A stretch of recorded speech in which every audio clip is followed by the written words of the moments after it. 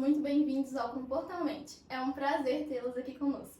Meu nome é Letícia Antunes, sou estudante do 7º período da Faculdade UNA.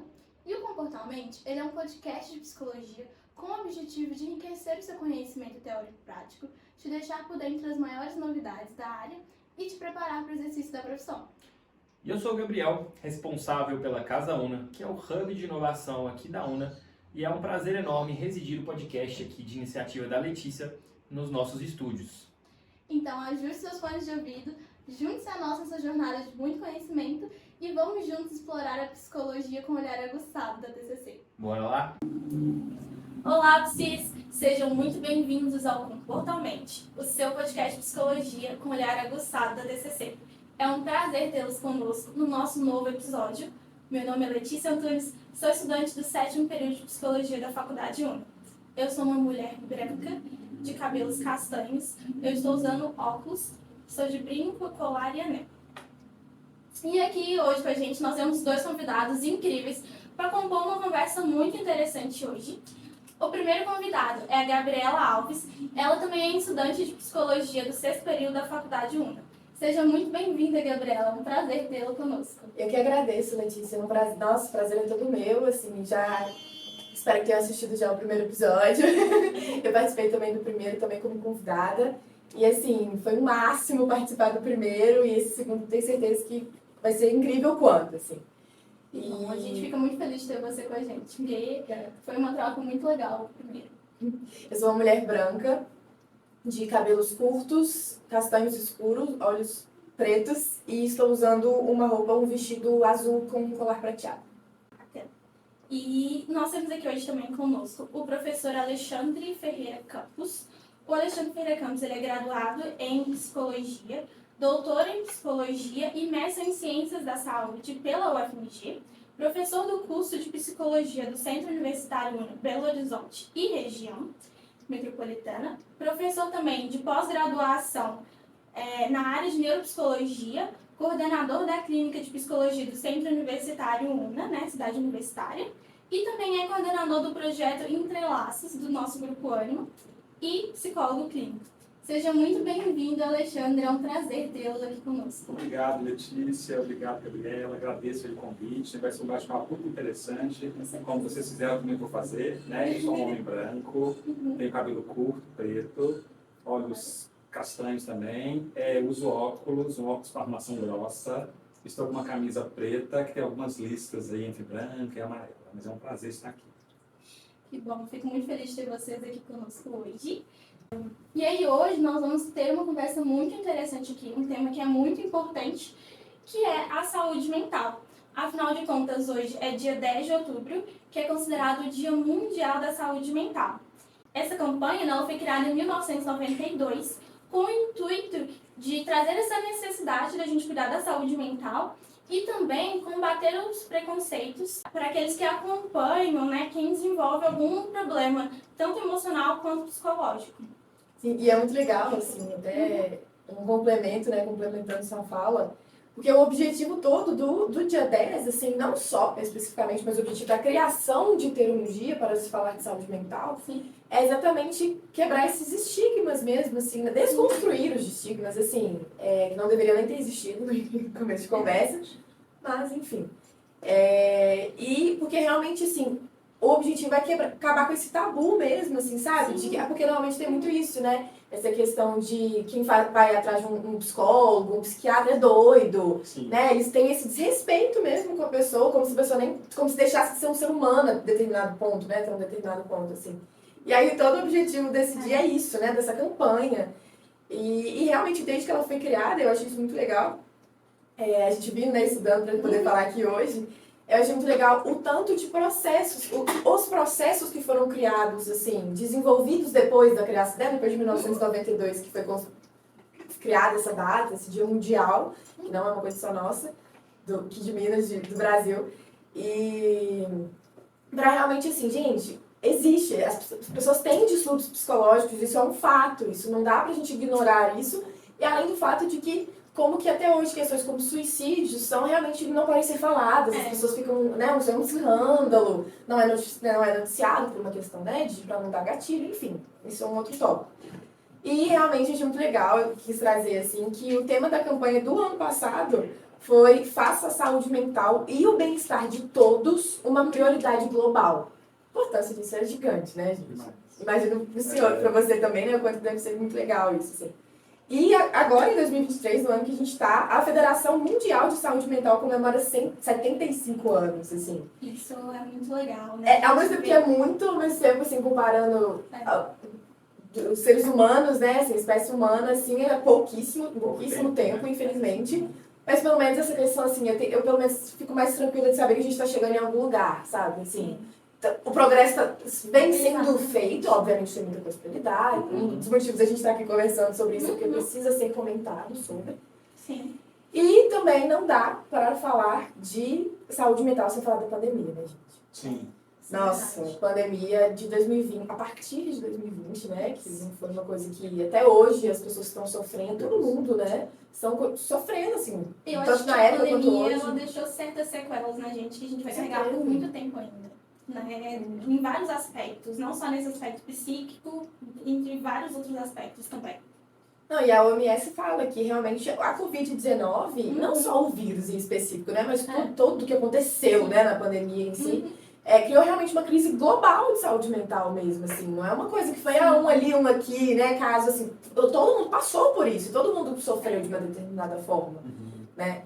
A gente viu realmente o surgimento também de novos sofrimentos, né? Então, pessoas que às vezes não tinham nenhum sofrimento psíquico ou nem algum transtorno, nada do tipo, começaram a desenvolver durante a pandemia. Sim, que foram obrigados a ficar em casa, dependendo da família que tal, da pessoa, e pelo fato de não ter essa dificuldade de sair de casa, não poder mesmo, né? E, então, assim, é muito legal a gente falar isso, mas também tem essa questão de que é muito legal no sentido de falar que sim, tem esses problemas, tiveram esses problemas, mas a pandemia trouxe também, não sei se a gente pode falar lado positivo, né, porque realmente foi bem pesado, mas assim, toda a gente sabe disso. Mas assim, trouxe uma atenção aos prós e contras, né, assim, se for para colocar, né, num papel assim, prós, se for para falar, realmente o prós foi que as pessoas estão dando um pouco mais de atenção para as questões de saúde mental. Então, assim, a OMS fala isso, né, a Organização Mundial da Saúde. Então, assim, e realmente os casos aumentaram em 30% ou mais, assim, no sentido de tudo. Então, de uma questão de suicídio, mas no sentido de sofrimentos mentais mesmo. Então, realmente não dá pra gente ignorar isso. Eu acho que os que mais a gente consegue mensurar, assim, ver, são os de ansiedade, de depressão e também de estresse, né? Alguns transtornos de estresse, seja aí um estresse mais comum ou até um transtorno de estresse pós-traumático, por exemplo, um transtorno do pânico, muitas pessoas também desenvolveram. Então, assim, esses são os que a gente mais percebe, assim, e claro que tem alguns mais graves, né? Alguns transtornos como suicídio, ideação suicida, dentre outros que a gente sabe que é um pouco mais preocupante, né? Nesse sentido, mais graves. Então, isso é muito interessante, assim. E, se eu não me engano, acho que a campanha desse ano, de 2023, também é essa questão de trazer a saúde mental nessa perspectiva de um direito humano, né? Porque a gente tem que abordar isso, porque acho que muitas pessoas elas ainda pensam que quando a gente vai cuidar da saúde, vamos de cuidar muito somente da saúde física e não pensar nessa questão dessa saúde mental, né? De não pensar a saúde mental como esse direito humano inerente a todos os seres humanos. E eu acho muito legal também a gente trazer a definição da OMS para a saúde mental.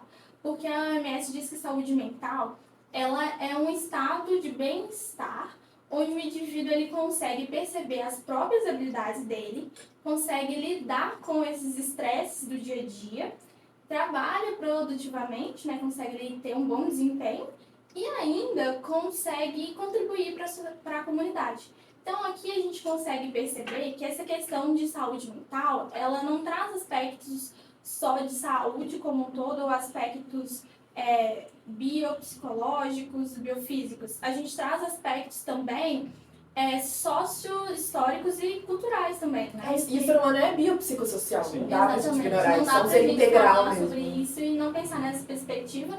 Isso é legal porque a gente começa a pensar agora, não só nessa perspectiva biomédica, a gente traz agora uma perspectiva de saúde mental, até mesmo o SUS ele traz isso, pensando no sentido de uma medicina preventiva e de uma saúde integrativa, né? Literalmente uma ampliação da consciência nesse sentido. E é muito legal porque eu lembro da nossa C que a gente tem aqui na UNA, que é de saúde integral, que aborda esses aspectos, né, pra gente aqui dentro da faculdade. Então isso é muito legal, da gente criar essa visão, assim, dessa ampliação dessa consciência, pensando na saúde mental também com esses outros aspectos. Não, e da mesma forma que no episódio anterior a gente comentou a respeito da... Porque o episódio anterior a gente falou sobre abuso lilás, violência doméstica e tudo mais contra a mulher. E a gente fala que a gente teve uma UC, a gente cita no episódio, uma UC nova, que ela é muito recente, que fala sobre raça, sexualidade. E essa de saúde integral, ela é do mesmo jeito, ela é muito recente. Porque realmente não tem como mais ignorar realmente essa questão de que o ser humano é só a questão do bem-estar físico. Não tem como ignorar que o ser humano é biopsicossocial, que a gente comentou, né? Não dá mais. E é muito legal a gente ver também esses movimentos, porque quando a psicologia ela vai evoluindo, a sociedade também vai. E a gente começa a ver essas matérias vindo para dentro da faculdade, esses temas sendo abordados em vários outros espaços. E que bom e que legal que eles estão sendo abordados, né? Que bom que a gente está conseguindo trazer isso, até mesmo para os estudantes, para eles poderem se preparar daqui para frente e já começarem a graduação, a atividade, a atuação deles com essa visão, né?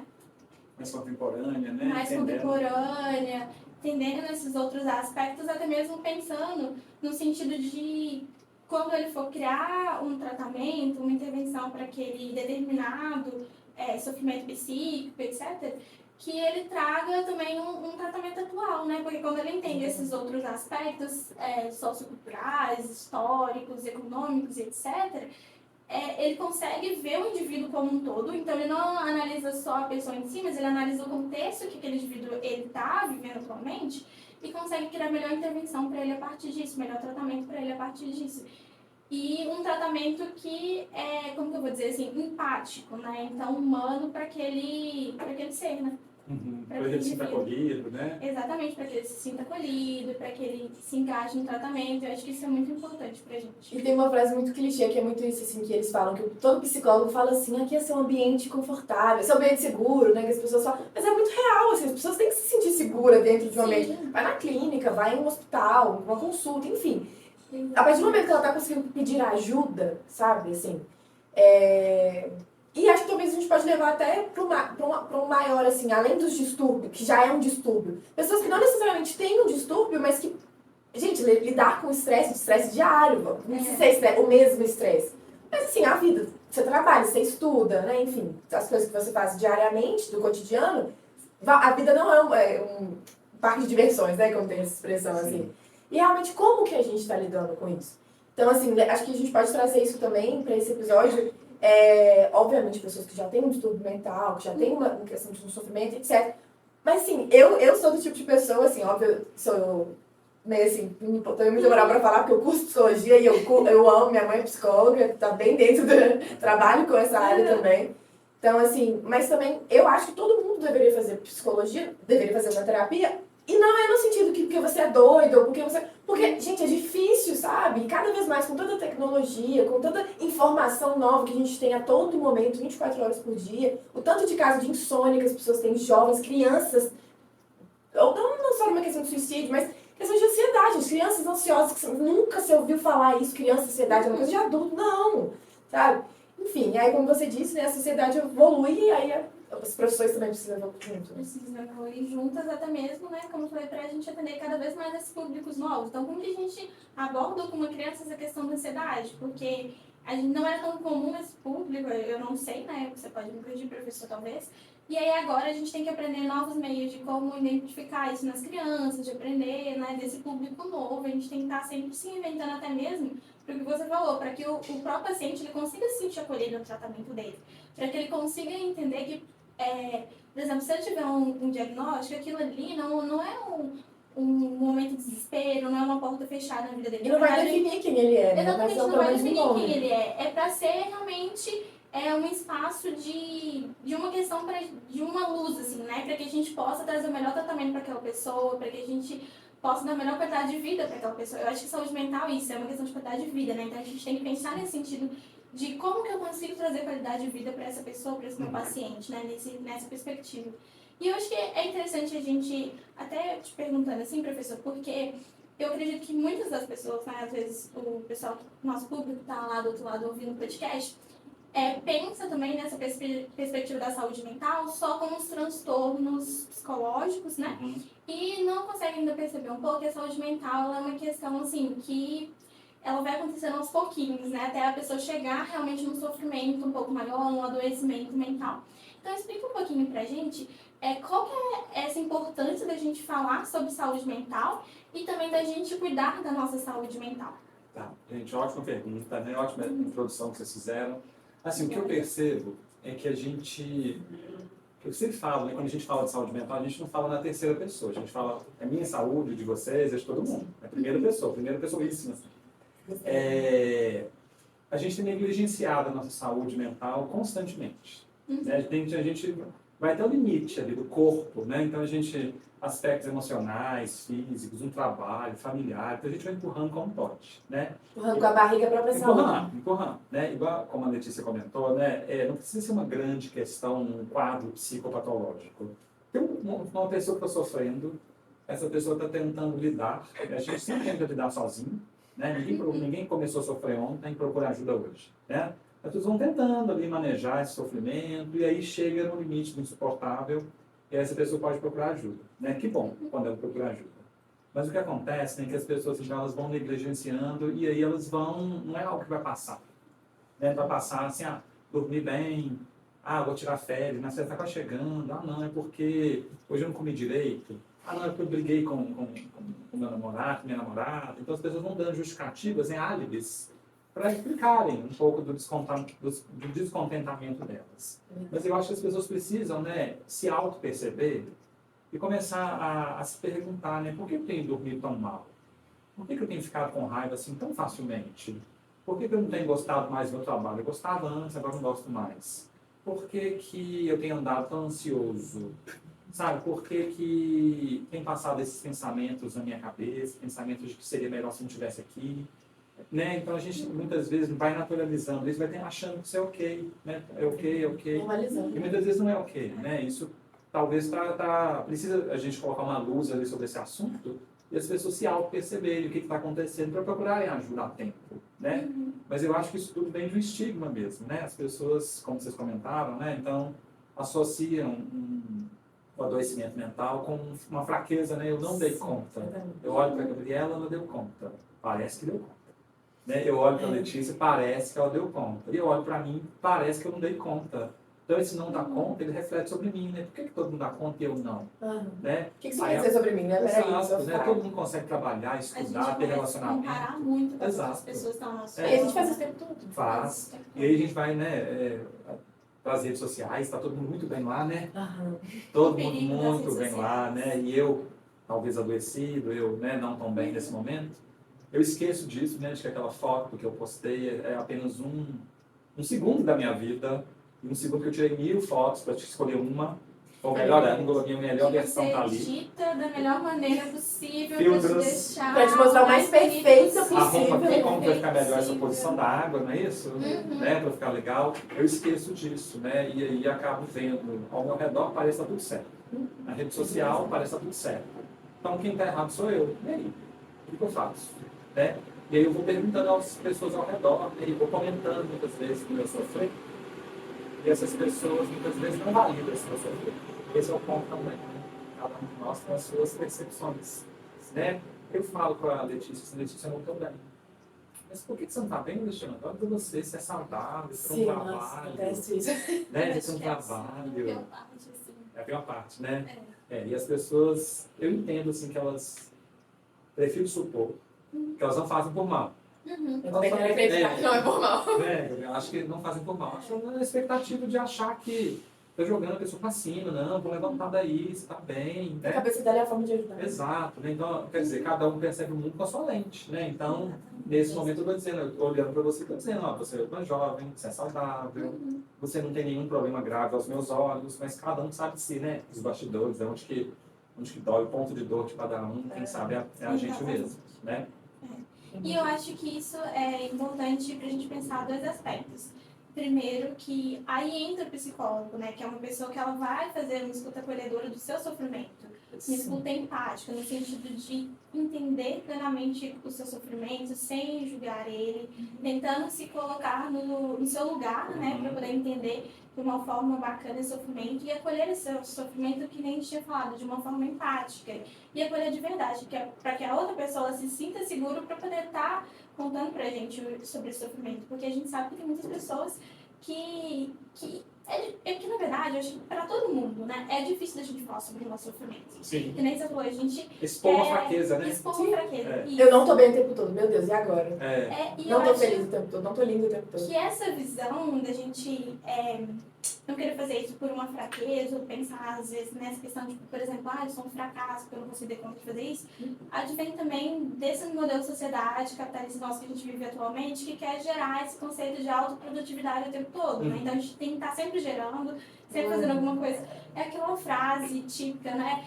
Estudem enquanto eles dormem, trabalhem enquanto eles dormem.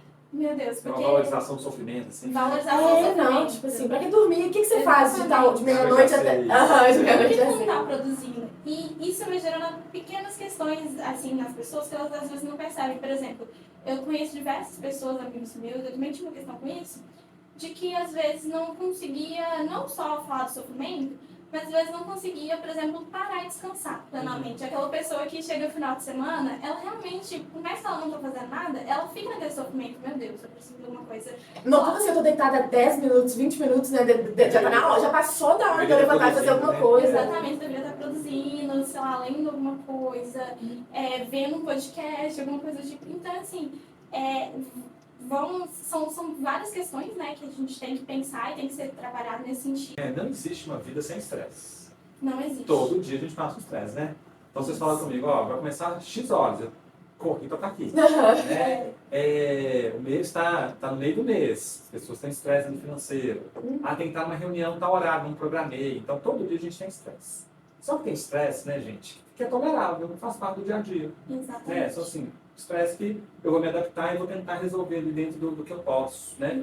Mas tem uma exposição de estresse que fica às vezes cronificada, né? Então a pessoa está exposta há muito tempo a um fator de estresse. Vocês falaram no episódio passado, de violência doméstica. Imagina só, uma pessoa constantemente sendo submetida àquela situação de violência física, psicológica, né? E aí, como que é na saúde mental dessa mulher? Então não tem como a gente tirar esses estressores, né? Então a gente está ali, e a gente hoje, a gente tem muito banalizado isso, como você disse, né? Então, eu dou aula de psicopatologia, uma das unidades que eu ministro. E aí, quando eu estou dando aula, assim, a gente fala, né, de psicopatologia de forma geral, e depois a gente começa a falar dos principais quadros clínicos. E aí, quando eu falo de ansiedade, eu pergunto na sala, gente, quem é que se acha ansioso? Gente, 80% das pessoas levantam a mão. Até mais, né? 100% às vezes. 80% para ser simpático, né? 80% levanta a mão, né?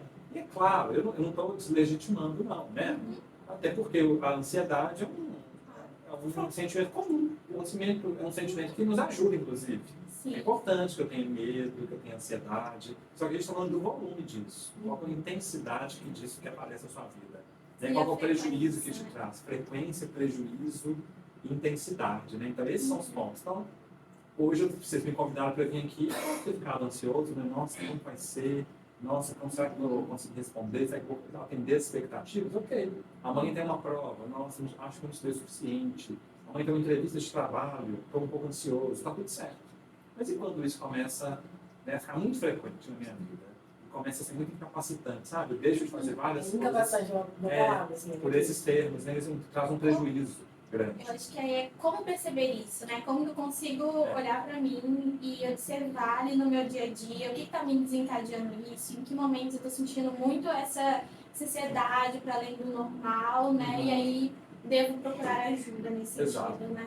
Uma vez eu ouvi da minha terapeuta mesmo, né, obviamente, não sei se você concorda da mesma forma, se pensa da mesma forma, psicólogos, né? Mas eu vi isso muito de ansiedade boa e ansiedade ruim. Mas não no sentido que, tipo assim, nossa, existe ansiedade boa, como assim você tá com ansiedade ruim? Não é nesse sentido. Mas é boa no sentido, tipo assim, aquela que você falou, é normal, sabe? É nossa. Tipo assim, igual você falou, eu tava assim um pouquinho ansiosa antes de vir, né, pra cá, tava sempre falando uma besteira, sabe? Enfim, Mas é que bom, tipo assim, uma síndrome do pânico, É sabe? diferente, É né? muito diferente, assim. É. Então, é tudo que vocês falaram, é a frequência, Exato. e é muito assim, eu queria só fazer esse adendo rapidinho, Claro. tanto que você falou, e aí depois o professor falou também, no sentido de, para cada um, assim, o que está tolerável para cada pessoa, para você, não necessariamente está no mesmo, não é na mesma intensidade. O meu sofrimento Exatamente. para uma determinada situação não doeu tanto em você igual doeu em mim, enfim. Né? E tem muito isso, assim. E aí eu acho que acredito, assim, que entra muito nessa coisa da empatia, assim. Eu acho que a gente falou isso no episódio anterior, mesmo se não tiver falado, eu retomo, que a gente teve essa questão, assim, de se colocar no lugar do outro. Mas hoje em dia já vai falar, tipo, não tem como você, assim, nossa, 100%, porque você não sabe, se você não tá sentindo o que a outra pessoa tá sentindo, isso é impossível, sabe? Em todos os sentidos, fisicamente, emocionalmente e tal. Mas é que tá, como psicólogo, futuras psicólogas e psicólogos, né, e pros estudantes, pros já formados também, enfim, até não só psicólogos, de estar ali, sabe? E chegar pra pessoa e falar assim, olha, eu não entendo a sua dor, eu não sinto o que você está sentindo, mas eu imagino que deve estar ruim. O que você quer? O que você quer fazer a respeito? Ou o que você está fazendo a respeito? Ou me Sabe? conta pra você como que é essa dor. Então, tipo assim, eu não Pra consigo eu tentar sentir, entender, não sei. mas me conta como você tá se sentindo. Então, tenta me explicar o que você tá sentindo nesse momento, como tá sendo essa dor pra você, pra que eu possa poder entender e possa te ajudar nesse sentido, sabe? Na introdução que você trouxe, né, você comentou sobre o projeto Entrelaços, né? O projeto Entrelaços, né, uma colega, a professora Isabel e eu, a gente coordena o projeto. O projeto ele fala exatamente disso, né, de como que a gente pode pensar a saúde mental no contexto universitário, né? E aí, a gente faz muitas formações, muitos debates com as pessoas em todos os níveis aqui, alunos, professores, administrativo, todo mundo. A gente entende que a saúde mental, como vocês trouxeram também na introdução, né, não é um problema do psicólogo e do paciente dentro do consultório. É uma questão de todo mundo. Então, imagina só, né, eu conheço a Gabriela e percebo que a Gabriela não está bem. Ela vai manifestando, a gente manifesta quando a gente está bem, né? A gente muda o nosso comportamento, a gente fica mais, assim, ausente, a gente fica mais entristecido, a gente às vezes fica mais irritado, ou seja, por um olhar atento, a gente consegue perceber que algo está acontecendo. E eu posso perguntar para a Gabriela, mesmo não sendo psicóloga, eu poderia perguntar, Gabriela, tá tudo bem? E a Gabriela pode responder de forma, assim, muito corriqueira, tá tudo bem sim. Como a gente faz, oi, tudo bem? Tudo bem. Né? Automático, né? Mas eu posso também, né, insistir um pouquinho mais. Gabriela, é porque eu tenho percebido que você tem aparecido menos nas aulas, você parece que está mais triste, tem acontecido alguma coisa? De repente, essa minha segunda investida, assim, um pouco mais delicada, talvez a Gabriela se sinta confortável, né, para dizer assim, Alexandre, não estou bem não. Né? Então, às vezes a gente abriu uma janela de oportunidade para a Gabriela falar de si. E ela fala, olha, aconteceu tal coisa. Ela traz um elemento lá qualquer, que para mim, né, é uma vivência diferente. Sim. Né? Os meus sofrimentos são uns, os da Gabriela são outros. Ela trouxe lá uma questão. Né? E é claro, gente, Gabriela tem 20 e poucos anos, eu tenho 40 e poucos anos. É claro que a forma de interpretar, talvez, determinadas questões, elas estão, né, tem esse deslocamento também, né? Mas o que eu preciso fazer para ajudar a Gabriela não é dizer para ela a solução que eu daria. É escutar o que a Gabriela está dizendo. Entender, como vocês falaram, né? Uma escuta empática, entender o que a Gabriela está sentindo. Dar o feedback, acolher. Nossa, Gabriela, estou entendendo que isso realmente está mexendo muito com você. Você já pensou em procurar ajuda? Então eu posso procurar, né? Posso pedir para a Gabriela, né, sugerir. Na verdade, eu não sou um profissional, estou sugerindo, Gabriela. Estou entendendo que está sofrido, que está chato para você, tem trazido muito prejuízo. Quem sabe você procura ajuda. E, gente, já ouviram na internet fala muito disso, né? Quem está melhor, ajuda o outro. Sim. Né, Gabriela? Quem está um pouquinho melhor, já que a gente está todo mundo, né, nesse momento meio difícil assim, para todo mundo, então a gente pode ajudar. Então, Gabriela, inclusive eu sei de um lugar que faz atendimentos, tem uma clínica escola, quem sabe você não pode procurar lá. Né? Então, eu não preciso ser psicólogo para fazer isso. Isso eu estou fazendo no contexto cotidiano. Lá no consultório é de outro jeito. Né? Agora, aqui não, que nós estamos dizendo uma pessoa interessada por outra pessoa. Né? Um humano interessado por um outro humano. O sofrimento dele respinga em mim também, de alguma forma. Né?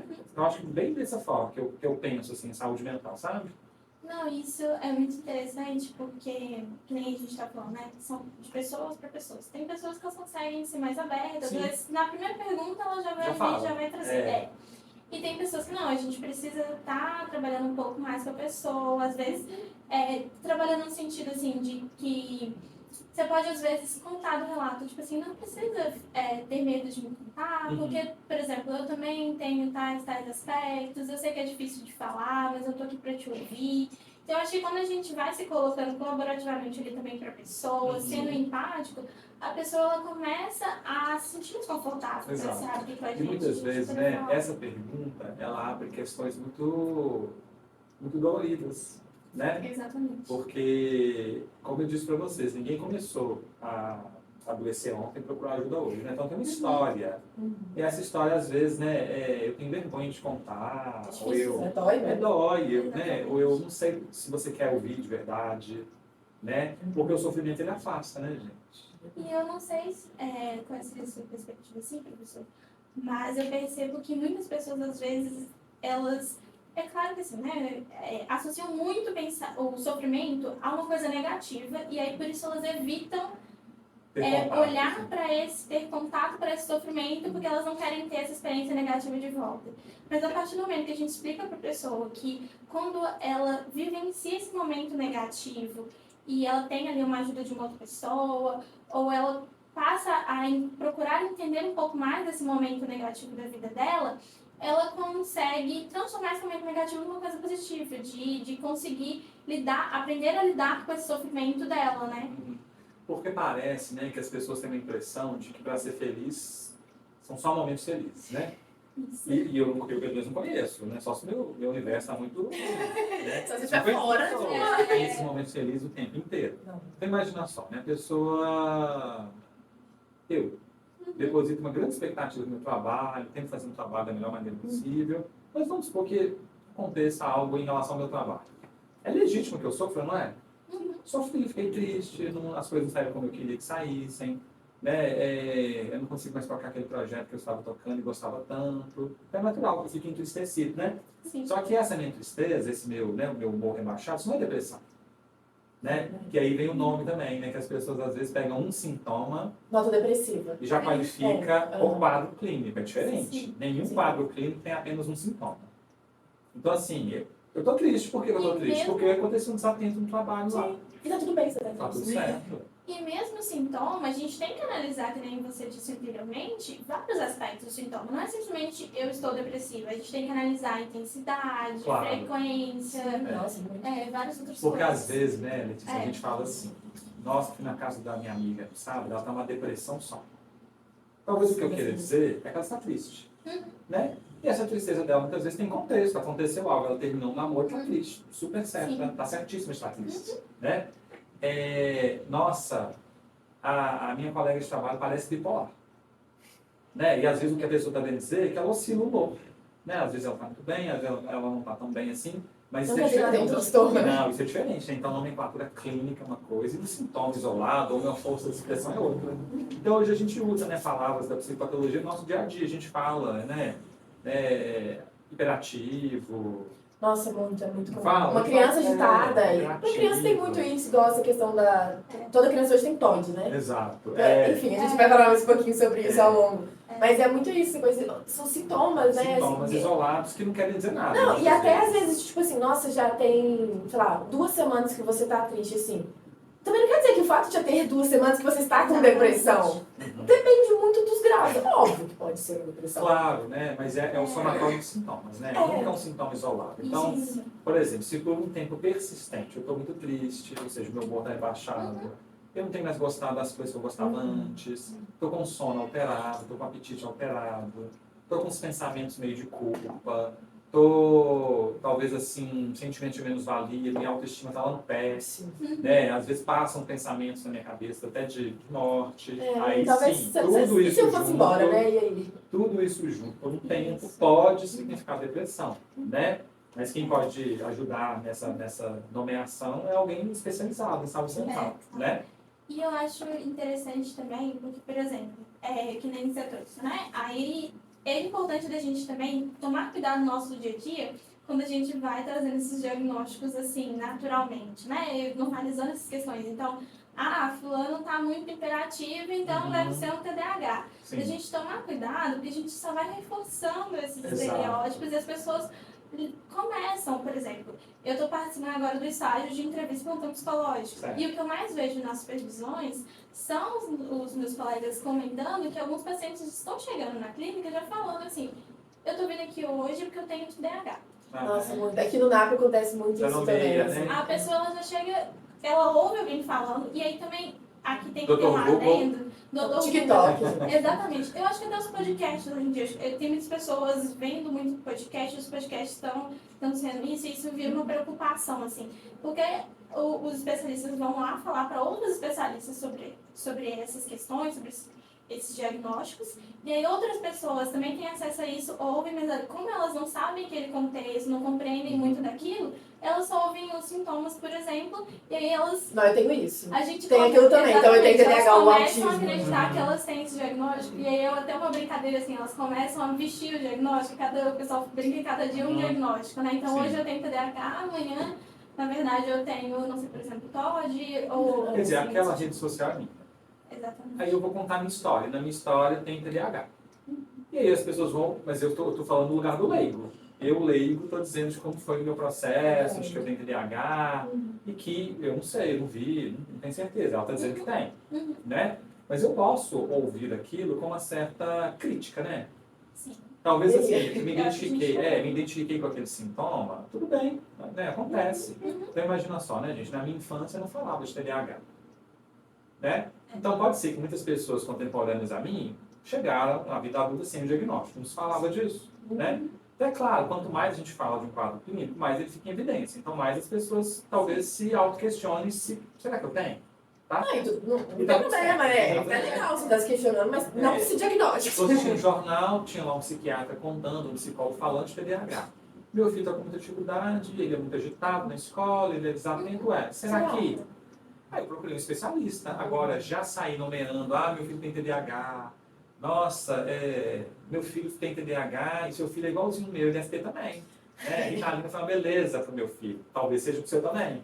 Né? Nossa, E aí medicalização. entra no perigo, né? Porque a pessoa, ela, como a gente fala, né? Ela toma um diagnóstico para si, assim, sem procurar um especialista. Exato. E aí vai logo no médico e já chega pro médico assim, meu filho tem TDAH, por exemplo, e o médico ou psiquiatra, muitas das vezes, né, não vamos julgar, mas acontece de muitas das vezes o clínico ele nem perguntar muito sobre os sintomas, sobre a história da pessoa, do paciente, e já medica, já passa o medicamento. A grande questão é assim, então chega pacientes para nós já enviesados para algum caminho. Eu acho que meu filho tem autismo. Tudo bem. Aí eu vou perguntar para ele por que ele acha. Aí ele vai contar. Né? Então o clínico, né, o psicólogo, o psiquiatra, quem trabalha, né, com saúde mental, ele não deve se deixar capturar. Né? Então, assim, uma primeira impressão que a pessoa tem, tudo bem, mas eu sou especialista, eu vou ajudar a pessoa. Será que ela sabe da profundidade que eu sei? Ou será que ela viu lá, não sei, uma página que alguém falou do relato dela e ela já generalizou? Até porque, né, um episódio, a gente falou de TDAH aqui, um episódio de desatenção, nenhum de nós está livre. Né? Eu estou aqui falando com vocês, mas vamos supor que minha cabeça estivesse lá na minha casa, tem alguma questão lá em casa. Então, a impressão que eu passo de desatenção, de que não estou muito nesse contexto, e às vezes não é explicado por uma questão clínica, explicado por uma questão situacional. Hoje é um dia ruim, né? Hoje eu estou mais agitado, hoje eu estou mais entristecido, então tudo isso acontece, não é um problema. Né? Às vezes você dormiu mal, exato. por exemplo. Então, levar a questão para o clínico não é o problema. O problema é o clínico validar sem muita investigação. Esse é o ponto. E aí eu acho que vale aqui uma ressalva para quem é estudante e profissional, né? Para que quando essa pessoa chegar ao seu consultório, ela trazendo um diagnóstico ou não, para que você investigue bem a história dessa pessoa, a vida dela, todos esses aspectos que a gente falou, não só esses aspectos físicos nem mentais, mas aspectos socioculturais, quando a gente fazer um histórico de como que é a vida da pessoa, de um dia a dia desde dela. quando ela percebe esse sintoma. Não dá pra negar também questões hereditárias, Sim. sabe? Assim, então, assim, O fato que seu pai tem não necessariamente quer dizer que você vai ter, mas Faz parte da história clínica dela, né? faz parte disso, faz parte da história clínica. Então, assim, pergunta, Muitos sabe? transtornos têm uma carga genética muito forte por detrás. Então, se a gente já consegue prever ali que algum parente tem algum transtorno, a gente consegue antecipar uma questão nesse sentido, né? Isso é importante. Eu costumo brincar que ninguém chega bobo mais no consultório. Né? As pessoas já têm uma impressão, assim, pode ser uma impressão equivocada, mas fez uma pesquisinha básica já, né? Aí chega lá já endereçando uma questão. Olha, eu vim aqui porque eu ouvi o podcast, falaram sobre TDAH e eu me identifiquei com alguns sintomas. Tá. Aí o clínico responsável vai perguntar para ela, né? Mas desde quando você percebe isso na sua vida? Né? O que isso já trouxe de repercussão para você? Né? O que você já fez para tentar amenizar esse sofrimento? Como que é a sua vida? Tem algum fator que você acha que explica melhor do que isso? Tem alguém na sua casa que tem algum quadro parecido com o seu? Então eu vou precisar fazer uma entrevista muito... Um processo, né? Um processo diagnóstico é sempre amplo.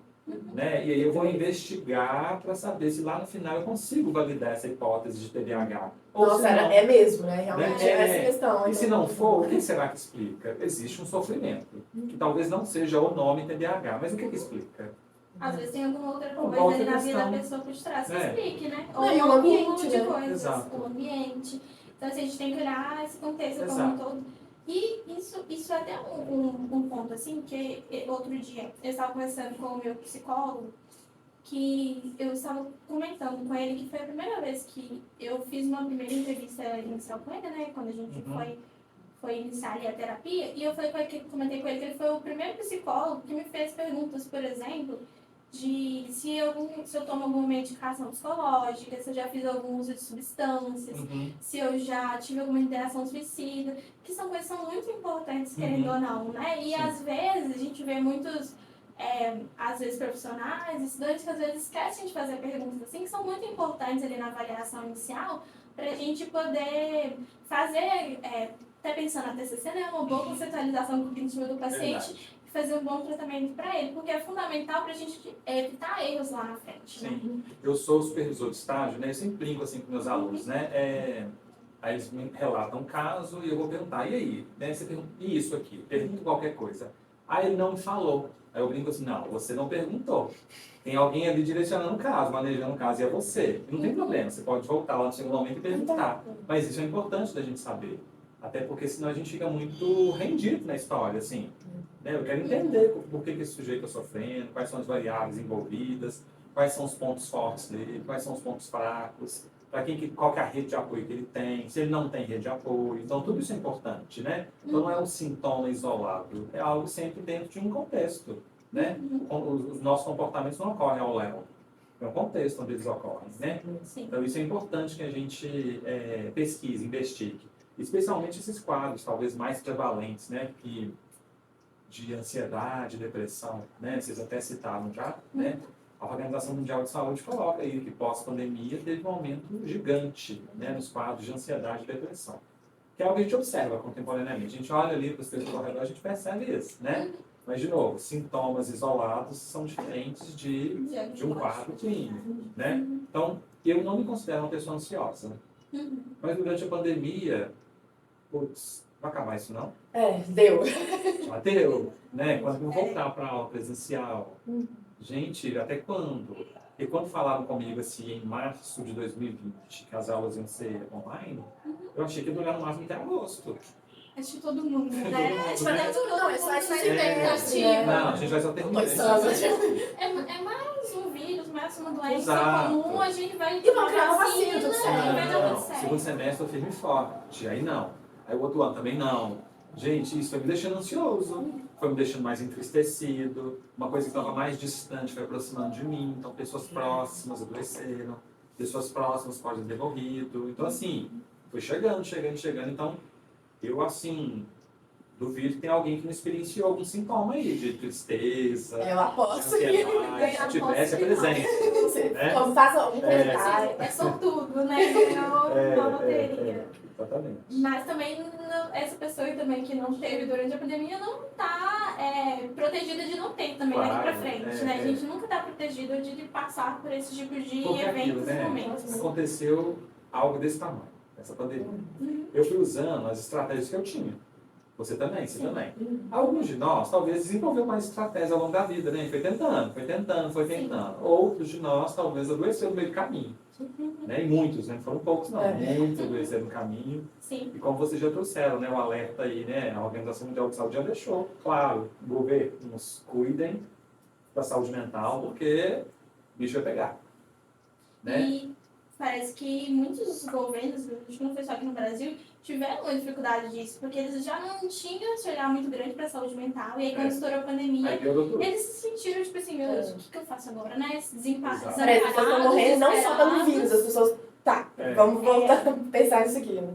Exatamente, tem várias outras questões. Então, não é, por exemplo, eu só dar tratamento psicológico para essas pessoas. São várias outras questões, porque elas estavam confinadas dentro de casa. Exato. Então, a convivência não é só a pandemia, a convivência vai trazer uma questão de um estresse, né? Porque às vezes a convivência era boa, mas por causa da pandemia... 24 horas, 24 horas, você vai surgir alguma coisinha, eu né? sim sabe, Letícia, que as pessoas elas já estão saturadas de falar de pandemia. Sim. Eu também acho. Todo mundo, né? Live de pandemia, todo mundo já está saturado de falar de pandemia. É. Só que, né, a gente não pode tirar a pandemia dessa conta de fator de risco. Está lá.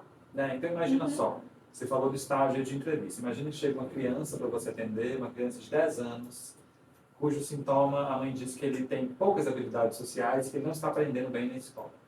Aí, se a gente for fazer essa conta, o menino, talvez as etapas iniciais da escolarização dele foi Ficou 3 anos, por exemplo, em casa. Como é que... Foi online, né? Não tinha um suporte do pai. A porque às pessoa ali vezes do o pai- lado não conseguiu ajudar muito, É né? porque a gente fala do governo, mas eu acho que os pais, eles se viram muito desamparados Sim. e desesperados, sem mesmo, ferramentas para conseguir Exato. suprir as necessidades dos filhos ali nesse meio de pandemia, Então, fechado, Se a gente não escola. coloca a pandemia nessa conta, nesse cálculo, Não a gente pode. vai sair falando, não é autismo. Habilidades sociais ruins é autismo. Não, e tá muito recente ainda, assim. Atividades escolares de dislexia. Então a gente vai sair falando diagnósticos à torta e à direita. Né? Mas a pandemia está no meio do caminho. Então, por mais que seja chato ficar falando de pandemia, mas ela está na nossa conta. Não tem como a gente ignorar um fato deste tamanho numa história tão recente como a nossa. Né? Não dá mesmo pra... Perdão. Porque, assim, igual essa questão que eu falei que tá muito recente, assim, recente da nossa história e tudo mais e tal, a gente não sabe que... Porque, às vezes, ainda, por exemplo, uma determinada pessoa, não só uma, mas, né, pensando numa questão mundial mesmo, global e tal, talvez ainda não chegou nela, sabe? Talvez até hoje ainda não tenha Ela está usando ferramentas caído na... ainda. Ela ainda tá usando ferramentas, sabe? Mas e essa hora, por exemplo, se uma bomba estourar em algum momento, assim, né? Ela mesma pode ser, assim, uma bomba, é uma situação Eles assim... não guerra aí o tempo todo, né? É, Na verdade, guerra, sempre teve enfim. guerra. Mas assim, literalmente. Mas assim, tá recente porque a gente não sabe daqui a 5 anos, daqui a 10 anos, e aí? Tipo assim, Tem daqui a 10 anos a gente ainda vai estar falando de pandemia. Tem um aquecimento global agora acontecendo. A gente sabe que toda essa mudança climática, ela traz novas doenças. E doenças que às vezes a humanidade, que nem o Covid, não estava preparada para lidar com ela. Não, e aquela coisa, e as pessoas que ficarem em negação esse tempo todo, sabe? Assim, porque, obviamente isso acontece. Eu falei, então, vamos colocar negação, né? Talvez, mas essa questão tá usando as estratégias ainda, sabe? Teve uma pessoa em específico que eu atendi e tudo mais e tal, que ela falou assim, eu tava dentro do hospital e do meio da pandemia, assim, e lá até que assim, eu tava na agilidade e tudo mais e tal. A Pandora falou assim, depois das vacinas, que ela falou assim, foi depois das vacinas que a minha ficha caiu. Aí, até hoje ela usa máscara. E tudo bem, não é uma questão de ela estar errada ou ela estar certa. Sim. Mas é porque foi depois que ela falou, meu Deus. E que eu fui exposta, né? Peraí, volta, sabe? Assim, essa coisa de tipo assim. E aí foi depois, aí ela falou, agora eu estou desesperada, agora as pessoas não usam mais máscara. Como assim você não tá usando máscara? E ela continua usando, ela realmente fala, nossa, eu tô muito preocupada, enfim, todas essas questões pessoais. Porque, gente, Um é um antes e um outro depois, né? Isso aí não acho, né? A gente tem que Exatamente. concordar com isso. Vocês falaram mais cedo, né? Então imagina só, muitos de nós adoeceram, né? Muitos de nós adoeceu e foi tentar, tá tentando aí, né? E é claro, né, que a saúde mental ela ganhou uma projeção. Então as pessoas hoje elas parecem que estão mais atentas à saúde mental, tá? Mas é claro, né, gente? Mas a gente não tem, talvez, política pública que dá conta de tudo isso, né? Aí a gente vai entrando no outro, né? Talvez isso que a gente conversou, né? Olha, cadê o preparo para lidar com essa questão? Talvez não ter investimento, assim, não é possível. E aí eu tenho um adoecimento e eu não consigo muito procurar ajuda. Nos lugares que eu procuro ajuda, eu não consigo acesso. E aí vai criando uma outra questão, né? Então a gente está vivendo esse momento também, né? De que as pessoas hoje elas aceitam um pouco mais essa questão da saúde mental, do adoecimento mental, claro, com preconceito, Ainda tem tabu. né? Claro, tipo assim, Exatamente. comparando, eu dei conta. Eu sou professor e me adaptei super bem, mas o outro colega ali do lado não se adaptou. Quem parece que é errado? Eu ou ele, né? Exatamente. E sabe uma coisa que eu penso? A Gabi trouxe essa visão, né, dos profissionais que trabalharam nos hospitais durante a pandemia e eu pensei muito nesses profissionais que estão aí cuidando da saúde mental, né? Esses profissionais de saúde mental, assim, e também profissionais que trabalham no hospital, acabam trabalhando com esse contexto de saúde mental. A pandemia também foi super interessante para eles nesse sentido, porque eles não estavam convivendo com a pandemia como a gente, somente assim, nesse sentido de a pandemia tá rolando, a gente tem que usar máscara e tudo mais. Eles estavam acompanhando No olho do mesmo furacão. no olho do furacão, as mortes ali acontecendo todos os dias, eles estavam cuidando dessas pessoas que estavam morrendo. E aí a gente percebeu que eles foram os profissionais que mais adoeceram durante a pandemia. E aí eu queria até trazer para você essa questão, assim, professor, como que você vê? Porque, assim, a gente como profissional da psicologia, a gente sempre fica muito nessa questão de eu tenho que cuidar do outro. Mas a gente tem que trazer também uma perspectiva para os estudantes, para esses profissionais, de que se eles não estão bem, eles não conseguem cuidar das outras pessoas. E aí como trabalhar para a gente essa questão da saúde mental também, de criar esse olhar, sabe? Isso é uma premissa básica, né? Porque como você falou, imagina só, a gente está no olho do furacão, estou lá no hospital, na linha de frente. O meu cérebro, né, o meu organismo, chama o que você quiser aí, vai usar toda a energia que tem. Eu não posso adoecer agora, não. Tem que estar aqui. Tem que estar bem, Tem que peraí. estar aqui para ajudar. Só que ali uma hora essa energia acaba, né? Meu cérebro não consegue ficar nesse estresse o tempo inteiro. Na hora que aí baixou e eu adoeci, né? E aí eu procurei ajuda e fui ajudado e fiquei bem, tá? Mas quando você extrapola essa questão do campo da saúde mental, né? Foi o que eu brinquei no início, né? Saúde mental primeira pessoa, né? Então, como que eu vou ajudar o outro, né, a encontrar maneiras, né, de, não sei, de talvez conduzir a vida dele de uma forma, né, que seja mais bacana para ele, se a minha vida está um caos, né? Não que a vida do psicólogo precise ser perfeita, né, gente? Não é. Tá falando da câmera ali, não é. Ele tá avisando, não é. Não, né? Ao relato. Sabe sobre Experiência própria. psicologia. Mas eu posso aplicar o que eu aprendi, né? Eu posso aplicar o que eu falo, né? Eu posso tentar criar estratégias para lidar da melhor maneira possível que eu conseguir, né? Porque a gente vai tentando, né, gente? A gente vai tentando se adaptar. A gente, né, o ser humano é muito adaptativo, a gente vai tentando, né? Então eu tinha vergonha de usar máscara no início. Depois comecei a usar máscara, depois nem ligava mais na máscara. Eu achei que era algo que fazia parte do look. Né? Eu colocava a máscara. Comecei a combinar as máscaras para máscara preta. Sim. Né? Então a gente foi se adaptando. Aula online, nossa, fiz demais. Você gosta hoje? Não é a minha preferida, mas tá de boas. Vai manejando ali do jeito que precisava manejar. Então a gente tem essa capacidade de adaptação. Né? Mas por que eu preciso adaptar algo que me faz sofrer? Esse é o ponto, né? Eu não estou bem. Por que eu preciso ficar não bem? Né? Por que não é legítimo eu tentar ficar bem? Eu trabalho disso, eu tento ajudar as pessoas a ficarem bem, né? E eu não estou bem. Será que isso não deveria servir de alerta, né? Que eu também tenho que tentar ficar bem? É legítimo a pessoa tentar ficar bem, né? Todo mundo, não só o pessoal da área da psicologia, a área da saúde mental, mas todo mundo, né? Eu sofro e eu não quero mais sofrer. Por isso. Você tem esse direito, né? Tem, nossa, super tem, deveria ter. Sim. Né? Eu acho que vem muito também do que a gente falou na pandemia, eu acho que a gente estava muito preocupado também com essa questão de não pegar Covid. Sobreviver. Exatamente, sobrevivência, que eu acho que as pessoas não começaram a perceber, e acho que agora que elas estão parando, né, elas estão percebendo essa questão de que eu também tenho que cuidar da minha saúde mental, para mim poder cuidar dos meus pacientes, para mim cuidar das outras pessoas que, por exemplo, né, se eu trabalhar num hospital, que elas vão estar chegando lá para mim. E eu acho isso interessante, tem até um filme que chama, que eu descobri em sala de aula, que um colega indicou, que eu achei muito fantástico. Só que esse filme ele é um pouco pesado, então... Não é indicado para qualquer um. Não é indicado para qualquer um, não. Mas que ele retrata essa questão, e acho que seria interessante, chama Por que Você Não Chora? Que é uma estudante de psicologia, que ela já tem algumas questões na vida dela, né? Ela é mãe solo, ela a família dela é do interior, mas ela mora em uma cidade grande, ela trabalha, várias questões na vida dela, e tem a faculdade de psicologia. Ela também, dentro da faculdade de psicologia, já é uma pessoa mais introspectiva, um pouco mais fechada, poucos vínculos. E aí ela começa a fazer o estágio do último período da faculdade, né? Ali a partir do 9º período. E ela pega justamente uma paciente que tem borderline, transtorno de personalidade borderline. E no meio durante o tratamento, ela não faz acompanhamento psicológico. E aí acaba que aquilo ali vai gerando muito sofrimento para ela, sabe? Então é muito disso, assim. A gente sabe que dentro da faculdade os professores conversam com a gente, explicam, estimulam, né? Tipo assim, vocês estão fazendo o estágio. Seria legal, né? Seria legal você fazer esse acompanhamento psicológico e tudo mais. Então, da gente também criar essa visão. E precisamos cuidar, né, dessa nossa saúde mental quando a gente perceber que realmente está ficando uma coisa que precisa mesmo, sabe? Uma coisa mais extrema, de um adoecimento um pouco mais grave.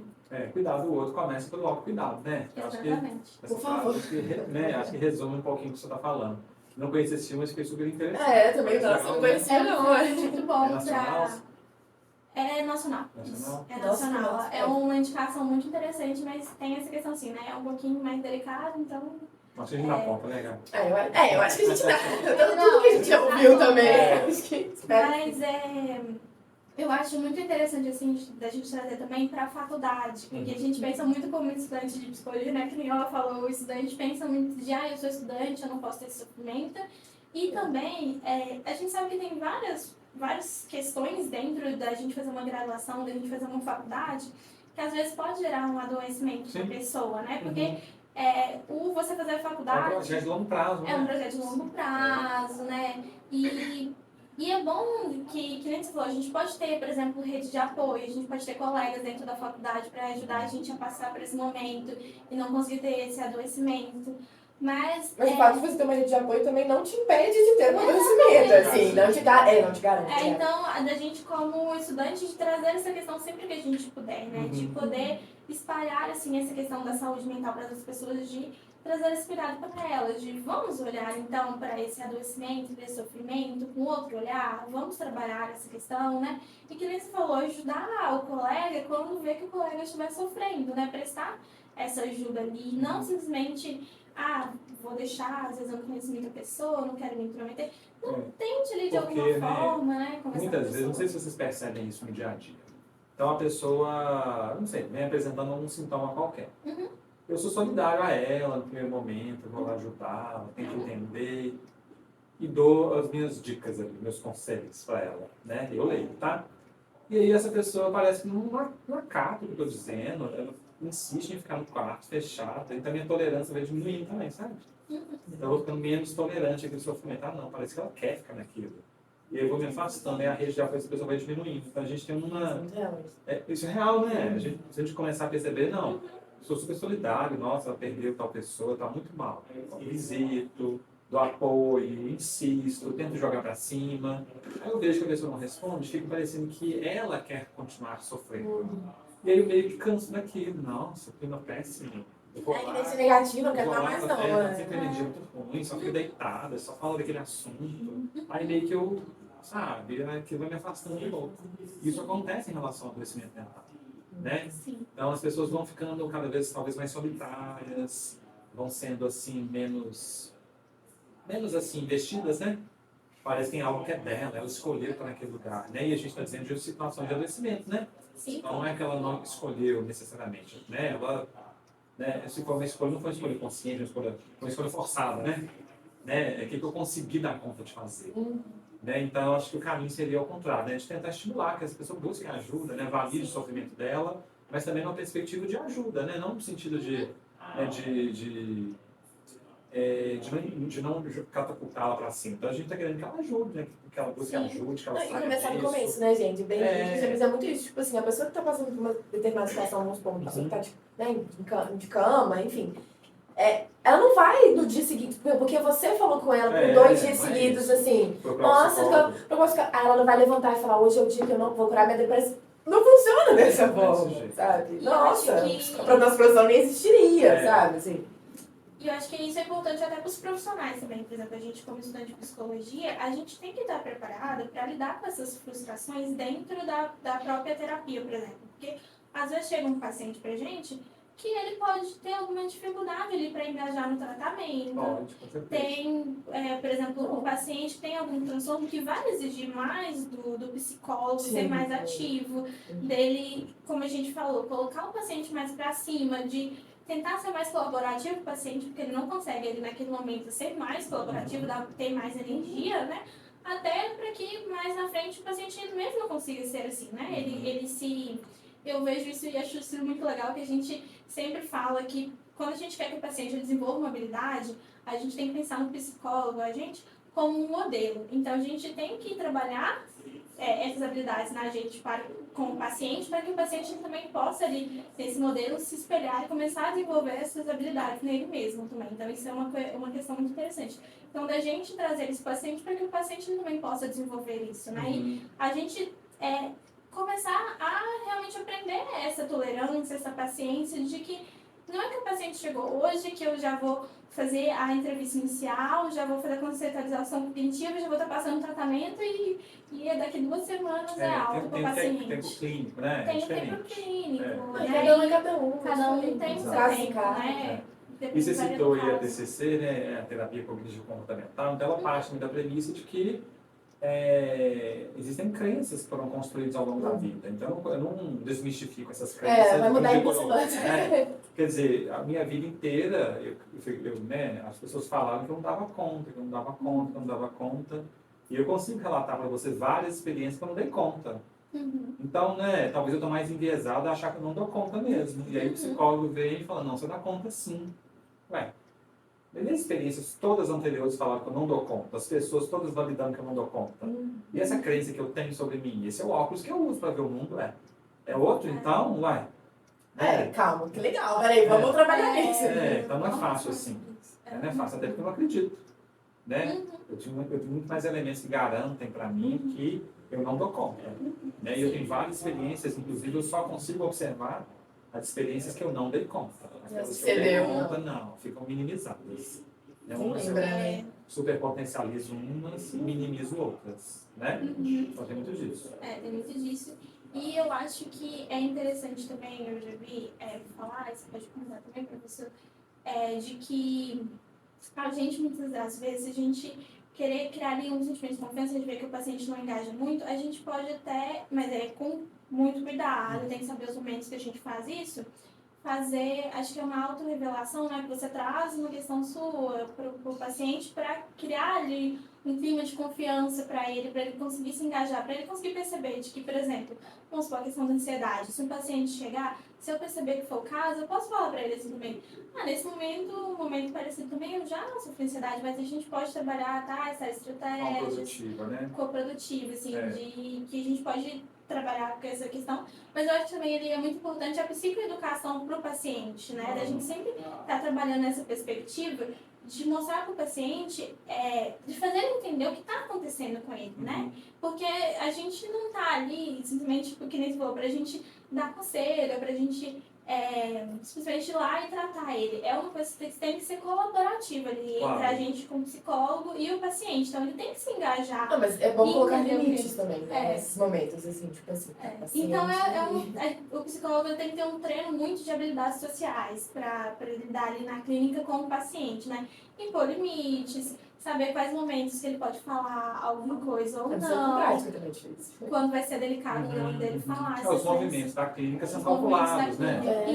São calculados. Quando que eu acho que aquela intervenção vai fazer efeito? Exatamente. Por que ela não tem feito? O que eu preciso de tratar anteriormente a talvez aplicar essa intervenção, né? Então, acho que tudo são passos que a gente tenta planejar uma intervenção. Né? E a gente vai, ao mesmo tempo que a gente está, eu planejei a intervenção, estou aplicando a intervenção, já estou avaliando os resultados da intervenção.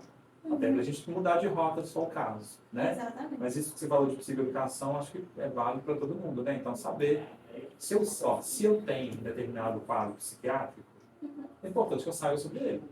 Se eu saber sobre ele, talvez amplie a minha possibilidade de entender, de aderir ao tratamento, de entender os meus processos, por que algumas coisas acontecem, né? É claro, né, que eu não sou o meu quadro clínico. Meu quadro clínico é uma informação a mais sobre mim. Mas é uma informação importante, é uma Muito, informação muito que válida. repercute, né? Sim. Muitas vezes ela me faz entender porque tantas coisas aconteceram na minha vida, né?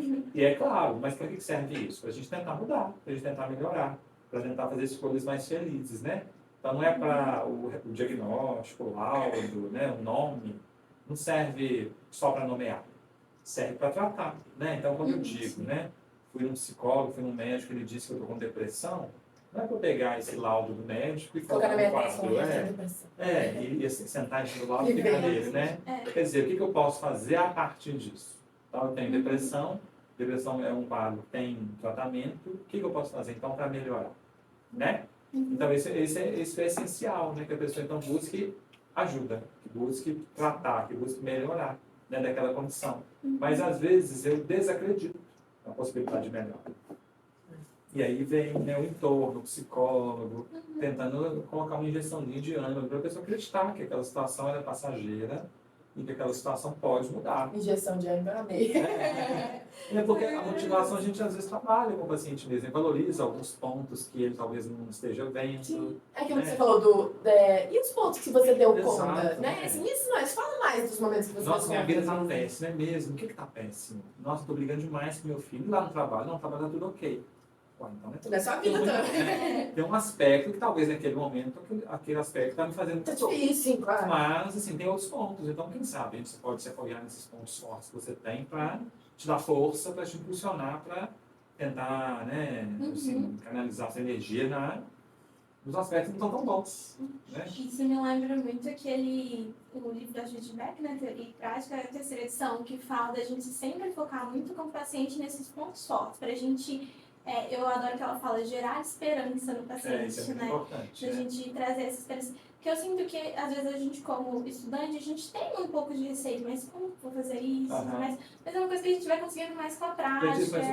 Que estágio tão importante. O próprio atendimento psicológico, gente, é uma aposta. Né? Então, quando eu estou adoecido, ou estou com uma grande questão, problema, e endereço essa questão para um psicólogo, eu estou apostando que ele pode me ajudar. Né? Então, essa injeção de ânimo aí, essa criar expectativa, criar esperança, é meio que isso. Eu estou aqui, eu não estou bem, mas eu atribuo que você vai me ajudar. Eu acho que daqui a X meses, daqui a um tempo, eu vou voltar a ficar bem. Né? Isso faz parte do tratamento. Né? É muito interessante, né, os alunos no estágio, às vezes, eles atendem no primeiro dia, né, aí traz lá uma grande questão que o paciente trouxe. Aí no segundo dia, eles falam assim, professor, a pessoa está ótima. A pessoa ficou ótima, falou que matriculou na academia, falou que foi ótima a nossa conversa. E aí os alunos ficam todos contentes, achando tipo assim, não, brilhei. Né? Foi um grande... Nossa, muito muito bom. Né? E às vezes, né, claro, né, tem um atendimento que você fez, mas também tem aquela coisa assim, um belo dia eu resolvi mudar. Sabe? Então, tipo assim, isso inaugura um novo, é uma tentativa de inaugurar um novo momento. Então eu estava sofrendo muito tempo, e eu resolvi procurar um psicólogo. E nessa leva aí, eu vou procurar já tentar ajeitar o que eu consigo ajeitar. Né? Então tem um E a movimento. procura do... Exatamente, o movimento de você ir até um psicólogo, você já está no processo de mudança. Quem sabe Já começa a um fazer bom outras passo, coisas. né? Já é. E é um passo, gente. Nossa, Um passo grande. um passo muito grande. Gente, as pessoas às vezes, né, eu não sei precisar o número de anos aqui, mas as pessoas passam, não sei, de 3 a 5 anos convivendo com ansiedade patológica antes de procurar ajuda. A gente tentando achar ali, né, questões no dia a dia explicativas. Ah, é o sono. Ah, é demanda de trabalho. Ah, é meu filho. Ah, não sei o que lá, é financeiro. Né? E aí, 3 anos depois, 5 anos depois, eu procurar ajuda. Sim. Não, e tem a questão da banalização, que você disse muito, né? Essa questão de, tipo assim, mas a vida é difícil mesmo. Não, tá! Sim, tem muitos momentos que a vida é muito injusta, tem, enfim, também é um outro papo, mas assim, tá, mas peraí, claro que não é simples assim, mas tem também aquela coisa da forma como você tá enxergando aquela situação. Novamente, não é simples assim, né? Eu vou mudar a minha forma de enxergar. Tem que saber das crenças e tudo mais. Não só, mas enfim. Mas tem também, né? A forma como você, assim, tipo assim, você deu o exemplo a minha vida tá muito ruim. Mas assim, e é óbvio, o problema com o filho, por exemplo, né, assim, é muito grande, e talvez não seja muito grande pro psicólogo, mas você tem que mostrar pra ele, pra ela, enfim, que é válido o sofrimento dele. Mas peraí, você tá colocando sua vida inteira como um problema. Você tá super potencializando mesmo, sabe? Uma determinada situação, assim. Então, Então, isso eu acho muito legal, porque não tudo, mas tem essa questão da forma como você está enxergando uma determinada situação, né? a perspectiva, o ângulo, enfim. Aí acho que cabe aqui até aquela terapia de terceira onda, a ACT, terapia de aceitação e compromisso, que ela fala muito de que não é só a gente mudar as crenças do paciente, fazer ele analisar e avaliar os pensamentos, mas a gente tem que fazer com que o paciente entenda o contexto que ele está inserido e que ele comece a pensar em estratégias para começar, que nem a gente falou, a lidar de formas diferentes para esse contexto, né? Então, assim, é isso que está acontecendo comigo agora, esse adoecimento, então quais melhores formas que eu vou lidar com esse adoecimento, que eu vou tratar esse adoecimento, né? Exato. De fazer essa... Entender o que está acontecendo, né? Exatamente, E trazer uma por que que tá flexibilização Meu Deus, o que cognitiva. Caramba, tá acontecendo. Exatamente. E também de preparar o paciente para que ele possa lidar também com diversos outros tipos de situações, né? Para que ele esteja preparado, nem a gente falou lá da OMS, que ela falou que essa saúde mental é você estar preparado para lidar com esses estressores cotidianos. Então, da gente preparar o paciente para ele lidar com essas situações do dia a dia dele mesmo. Não é de uma forma de blindar totalmente, porque a pessoa ela vai ter que passar por aquilo, mas ela vai aprender estratégias para que aquilo não traga tanto sofrimento mais para ela como trazia, né? Então, isso é bem interessante. E uma outra coisa, que é muito difícil também, às vezes, para os estudantes, quando a gente está ali, de a gente trazer essa questão para o paciente, a gente tem que fazer uma psicoeducação do paciente, mas é difícil porque a gente psicoeduca o paciente, mas o paciente, ele, por exemplo, volta para casa e a família continua com aqueles estereótipos, continua Talvez reforçando alguma negligência, e aí acaba que o paciente, ele volta para aquela questão daquele adoecimento de novo. Então, é o que a gente falou da rede de apoio, né? Então, como também trabalhar essa estratégia de psicoeducação com a família, né? Principalmente pacientes que às vezes têm um transtorno psicológico mais grave, que é de um difícil entendimento. Já é difícil, por exemplo, a gente convencer o paciente que o transtorno dele não é uma coisa negativa, para ele não olhar com esses olhos, de ele entender realmente o que ele está passando, compreender. E, assim, como a gente passar isso também para os outros parentes. Porque muitas das vezes a gente vê uma resistência dos parentes ou da rede de apoio daquela pessoa, sabe? Assim como o paciente também tem. É assim, quando um paciente é criança, adolescente, isso já faz parte, né? Então, talvez cuidar, né, desse entendimento da família, cuidar da escola, né, desses cenários aí onde a criança frequente, para tentar amparar, ajudar essa criança a atravessar ou seguir, né, com essa questão. Quando a gente fala de adulto, o caso é um pouco mais delicado, né? Meu paciente é você, adulto, né? Mas é claro, né? Dentro dessa nossa conversa, né? Desse nosso atendimento clínico, pode surgir a necessidade de conversar com uma fonte terceira, né? E aí é claro que isso vai ser sempre negociado com o próprio paciente, se ele acha que vai ser importante, né? Olha, sua mãe vem aqui, sua esposa vem aqui, seu marido vem aqui. Então, assim, isso pode ser negociado até para que as pessoas sejam informadas do que está acontecendo, tente ajudar da melhor maneira possível, né? Então, não existe uma fórmula, né? Sabe, Letícia? Então, tipo, a gente vai manejar no momento ali o que for melhor, qual intervenção que você acha que é melhor, vai surtir mais efeito, e o que seu paciente autoriza a fazer também, né? Às vezes ele não quer envolver ninguém. Por exemplo, o CID, né? O meu CID é meu. Eu não quero comunicar com as pessoas. Não quero falar da minha empresa, por exemplo. Não posso. Né? Não quero falar lá na minha casa, que eu estou passando determinada questão. Por mais que aquela casa ou aquele trabalho seja um dos estressores, né? Mas ele não quer falar, isso até vira um ponto de terapia. Por que não quer falar? Rapidinho, só para quem não sabe, CID é como um código Código Internacional de Doenças, isso. Exatamente. A gente vai lá, quando a gente vai no médico e fala assim, tem virose, tem um código. Tem um código, isso. E aí tem os códigos dos transtornos mentais também, né? Aí tem os dois principais manuais de transtorno psicológico, né? O CID-10 e o DSM-5. CID-11 agora o DSM-5. O CID-11, já tem o 11 e o DSM-5. Exato. De tempo em tempo eles vão atualizando, né? Porque agora novas já tem pessoas até vão surgindo. o DSM-5-TR. Tem sim. Isso. Vai sendo atualizado de tempo em tempo, porque o mundo vai mudando, né? Tá vendo? Que bom, que exatamente. Vai mudando, novos sintomas vão aparecendo. Não, e no DSM, a gente vai deixar você falar, antigamente, literalmente, tipo, poucas décadas atrás, dentro do DSM, eu não sei se eu posso falar precisamente dentro do DSM, mas era considerado um transtorno pessoas trans. Era. Então, assim, a questão do transtorno, aí era considerado um transtorno de identidade. Era, literalmente, tinha um código, um transtorno de identidade pelo fato de você não se considerar Homossexualidade. homossexualidade. Há 30 anos atrás aí estava lá, né? Era homossexualismo. Né? Assim. Então, quer dizer, tem os tempos, o mundo vai mudando, as pesquisas vão sendo atualizadas, né? E as pessoas entendem que certas nomenclaturas não cabem mais, né? Isso não é uma doença, isso é um modo de vida, assim como qualquer outro, né? E a gente, como profissional também, a gente tem que preparar para poder saber como lidar com esses manuais também. A gente ter uma perspectiva de um olhar de usar eles como ferramentas para o diagnóstico, mas ajudar, não né? só se basear só naquilo, Claro. né? Ali é um conjunto de critérios, né? Então, Exatamente. se eu digo que a pessoa, não sei, tem quadro de depressão, é porque ela preenche aqueles critérios diagnósticos ali, tem que dar uma organizada, né? Porque se não tivesse também ia ficar muito subjetivo, né? No meu consultório é depressão, o consultório da Gabriela é outra coisa, né? Então, quer dizer, tem um conjunto de critérios que o clínico seguiu. E universaliza a comunicação também, né? Então, assim, começou um tratamento aqui, classificação internacional de doenças. Se morar fora do país, o código é o mesmo, internacional. Então, facilita a comunicação entre as pessoas, Nossa, né? muito. Então, assim, mas é claro, é um manual, né? O manual a gente precisa ver como que aqueles sintomas, como que eles refletem na vida do sujeito, da pessoa. Né? Então, não é uma coisa, um olhar cego ali, né? Para aquele livro, é um livro. Não é. Então, a gente vai aquilo ali organiza, mas de alguma forma, o meu paciente aqui, ele é maior do que aquilo que está escrito no manual.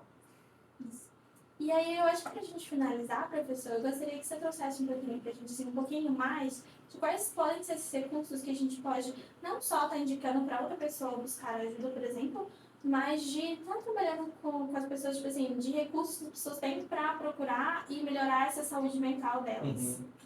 Olha, acho que, de novo, né, voltando ao assunto da pandemia, eu acho que a gente falou muito de como suas receitas, né? Faça isso, faça aquilo, faça aquilo outro, né? Sim. Mas eu acho assim, são boas práticas de forma geral, né? Eu acho assim, a primeira coisa é esse autoolhar, né? O autocuidado ele é importante. E quando eu me conheço, né, autoconhecimento, autocuidado, eu consigo perceber os meus processos, né? Eu estou entendendo, tá tudo certo, eu estar mal hoje. Sim. Mas eu estou entendendo que tem muitos dias que eu estou mal. Por que será? Né? Então, tentar entender, né, se tem algum fator ali no contexto que esteja me deixando assim. E ver se eu consigo alterá-lo. Né? E se eu não conseguir alterá-lo, né, e ele está mais cronificado, eu não conseguir fazer sozinho, eu posso procurar ajuda. Então, procurar ajuda, autocuidado, uma autopercepção, trabalhar nossa autoestima, né? Atividade física, né? Ter uma rede de apoio, né? Sentir pertencente, isso é muito importante. Então, por exemplo, E eu como rede de apoio, às vezes, para as pessoas, por exemplo, eu tenho essa concepção, assim, eu falo isso muito lá em casa, assim, a minha família é muito importante para mim, mas eu sempre tive uma boa relação com, não sei sempre, né, não dá pra falar isso, mas assim, tenho uma boa relação com eles. E tem pessoas, amigos meus, assim, que eu vou falar assim, mas você tá com problema com seu pai? Conversa, ela fala assim, não tenho essa facilidade que você tem, sabe? Desculpa ter te interrompido, mas é porque, exatamente, então assim, essa questão de rede de apoio também é muito, por exemplo, antes de entrar, né, terapia, antes de entrar no curso também, pra mim era uma questão, tipo, rede de apoio é uma coisa muito fácil, sabe? Uma coisa, tipo assim, fácil acesso, ou fácil, enfim. E às vezes não mas é, não é. Nossa, e os casos que a gente vai atendendo, não só que a gente atende, mas que a gente estuda, enfim. E às vezes a minha rede de apoio não é minha família. E também, às vezes, você cria uma rede de apoio. Você tem uma pessoa ali que você acha que você considera como rede de apoio, uma pessoa que está ali para te apoiar, para te ouvir. E muitas das vezes a pessoa fala uma coisa que é a pessoa confiança, por exemplo. E aí você começa a ficar naquela questão desconfiada. São vários processos, são várias coisas que a gente vai refinando e entendendo quais são as pessoas que devem realmente entrar na nossa rede de apoio, né? Quem não deve. E com se terapia sentir também, pertencente também, né? Acho que isso é importante. Então imagina só, eu sou professor aqui e não vim dar aula. Tá, beleza.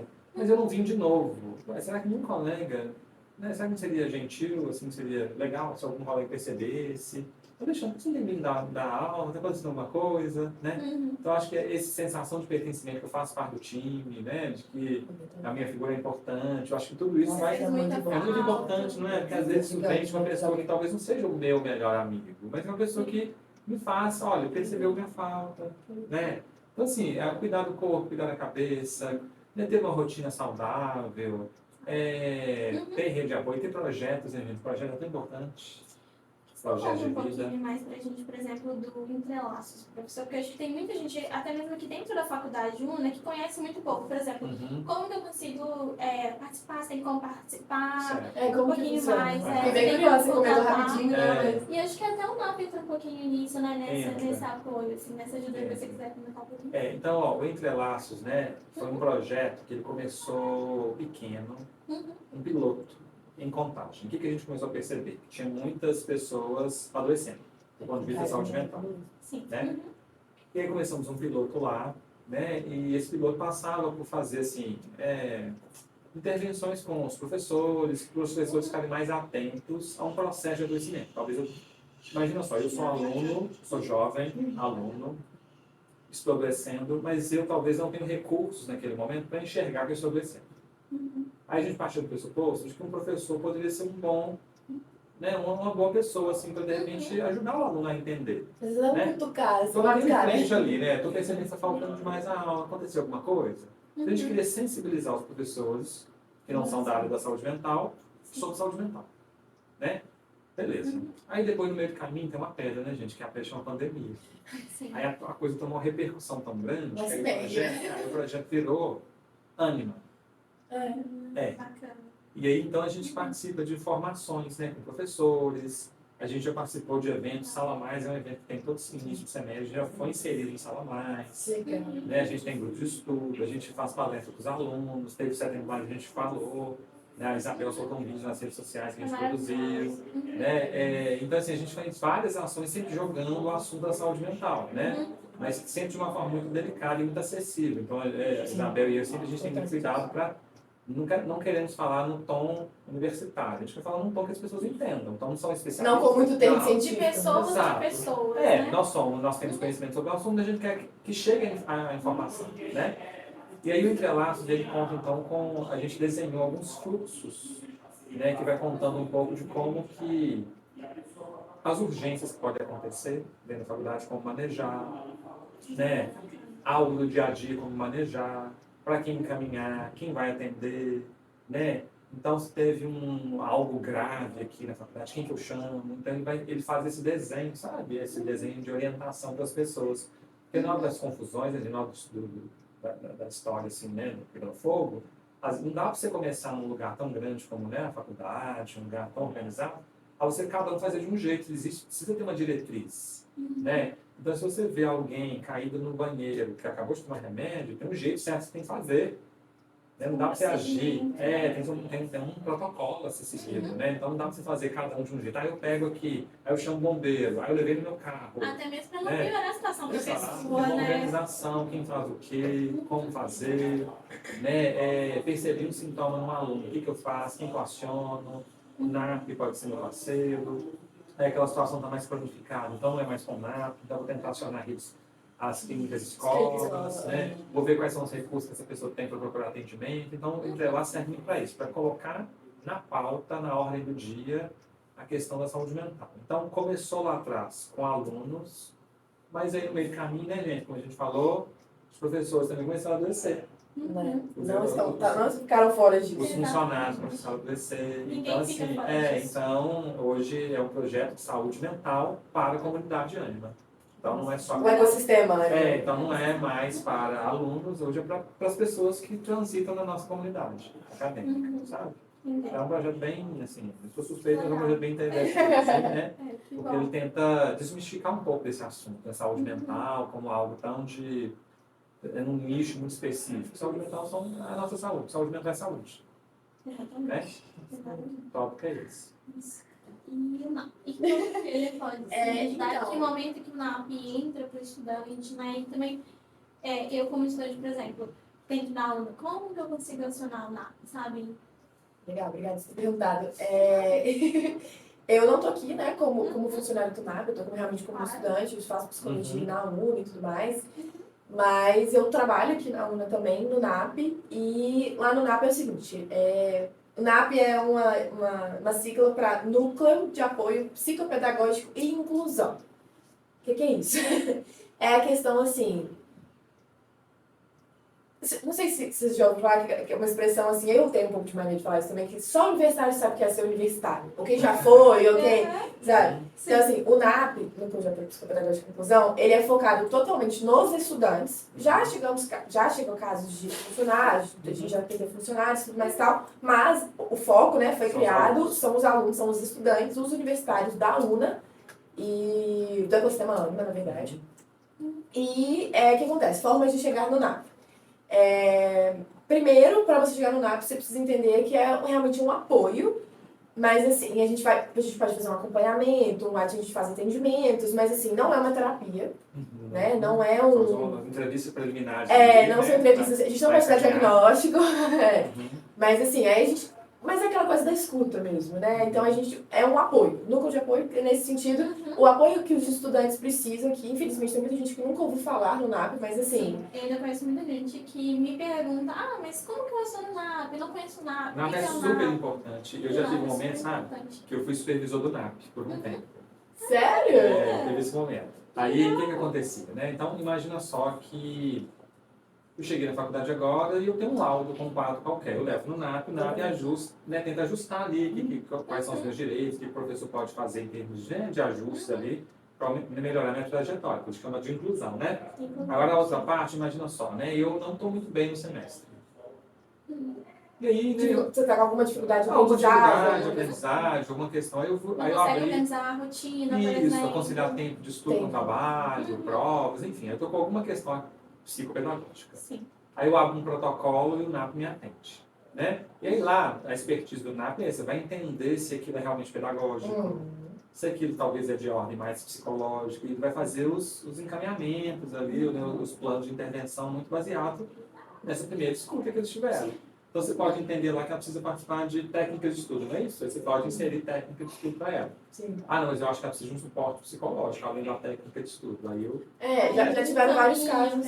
Isso, a gente pode encaminhar para a clínica escola, a gente tem contato, ou então a gente tem um número de psicólogos parceiros também, a gente tem uma lista. Então, assim, pessoas que, acredito que a maioria seja privada, mas enfim, né? Alguns são mais acessíveis, outros talvez não tanto. Vai de acordo com a condição da pessoa. Sim, claro. Mas eu acho que mais do que encaminhar é sensibilizar a pessoa para procurar. Exatamente. Eu acho que é mais importante. Porque às vezes a pessoa tem plano de saúde, né? Eu quero é sensibilizar. Sim, eu fiz isso há pouco tempo, assim. Foram 3 atendimentos. O primeiro foi realmente esse atendimento, a gente chama de entrevista inicial, né? Atendimento inicial, enfim. Sim. E os outros 2, que a gente chama de devolutiva, quer dizer, o próximo já é a devolutiva, mas assim, devolutiva pode ser mais de um atendimento, preciso de mais de um atendimento. Similar ao estágio de plantão. Sim, parece um pouco, mas aí ele é mais voltado para terapia, né? Lá já chega um pouco mais direcionado. O propósito é diferente, mas a estrutura tem mais ou menos o mesmo, exatamente. E assim, mas primeiro respondendo, para chegar no NAP, a gente tem nosso número, o NAP aqui da Imores, a gente fala do estúdio da UNA da Imores, da Casa UNA, mas aqui no prédio, na porta do NAP, a gente colocou uma folha, a gente colou nas portas tanto do NAP Imores, Liberdade, Cristiano Machado e Linha Verde. A gente colou na porta um código, um QR Code, perdão. Esse QR Code, que aí vocês podem entrar em contato, vocês, né, os estudantes, falando para vocês, entrar em contato já direto pelo WhatsApp. Mas tem um acesso também que é o principal, assim, que começou com ele, que chega muito através disso também, que são os protocolos. É isso, protocolo, mas assim, são as solicitações online. Que você entra no seu YouLife, e aí você tem a opção de solicitações, e aí você entra, e o NAP é exatamente um segundinho, assim. Ele é núcleo, parece já decorei. E aí eu explico isso pra muitas pessoas, realmente, porque tem muita gente que não conhece. Ele é já o segundo ou terceiro, mas eu acredito que seja o segundo mesmo. Fazer um atendimento, abrir um agendamento, uma coisa assim, acho que é agendamento com núcleo de apoio e tudo mais. E aí você faz lá, e aí eles pedem pra você explicar o motivo, mas uma coisa bem breve, bem obviamente. Só pra entender um pouco melhor, né? Isso, só pra gente já começar, tipo assim, já pegar esse caso, né, vamos colocar bem, uma forma meio clínica, mas não é isso. Mas já pegar esse caso, já tendo uma noção de o que vai ser trabalhado com essa pessoa, assim. Não tem como a gente ter 100% de certeza, porque a gente não sabe de ninguém, em um atendimento, muito menos para um breve resumo da vida dela, né? Num sistema da UNA, em qualquer sistema. Mas tem isso e tem e-mail também. Então a gente pode colocar, né, qualquer coisa. Eu posso depois deixar na descrição, então, para vocês, pessoal, todas essas formas de contato para vocês entrarem em contato tanto com o NAP quanto também na clínica escola. Porque aí vocês podem, né, que nem a gente falou aqui, se vocês precisarem, vocês entrem em contato, mas também para que vocês possam ajudar outras pessoas e vocês indiquem para elas a clínica escola aqui da faculdade. E tem quais campos mesmo que a gente tem clínica escola? Todo Além curso daqui que tem da psicologia está em clínica escola, em determinado momento, sabe? Então, Toda unidade, Barreiro tem. Barreiro tem. Moreira Então, por exemplo, Psicologia. tem curso de psicologia, em geral, tem a clínica. Pode ser que o curso é muito inicial e ainda não deu tempo de ter clínica. Mas vai ter. Mas, assim, Linha Verde já tem clínica, a Aimoré já tem clínica, Chama, Contagem, Barreiro, Ah, não, beleza. sabe? Betim. E são E unidades aí, maiores também. Isso. Aí eu posso tentar deixar o contato de todos para que vocês possam estar repassando para outras pessoas e ajudando outras pessoas também. E só para finalizar essa questão do NAP, a gente também faz. A gente, né? Porque eu trabalho lá. É. A gente também acompanha que tem uma coisa que chama base AE, que é. Não tem problema comentar. Que são bases de um atendimento especializado mesmo para os estudantes.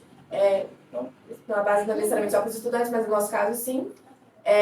Que realmente a gente faz um acompanhamento que já não é só um atendimento inicial e uma devolutiva, assim, que não é tão rapidinho assim, é um atendimento que a gente pode acompanhar o estudante, talvez só naquele semestre, naquele período, e às vezes, muitos casos, pelo curso inteiro, pelos 8, 10 períodos, enfim. Fazer um Dependendo da necessidade. acompanhamento Então, pessoas. contínuo, né? Exatamente, mas aí nesse caso, esse acompanhamento contínuo são para pessoas que têm uma deficiência física, uma deficiência visual, uma deficiência intelectual, a gente tem as Casos mais múltiplas deficiências também.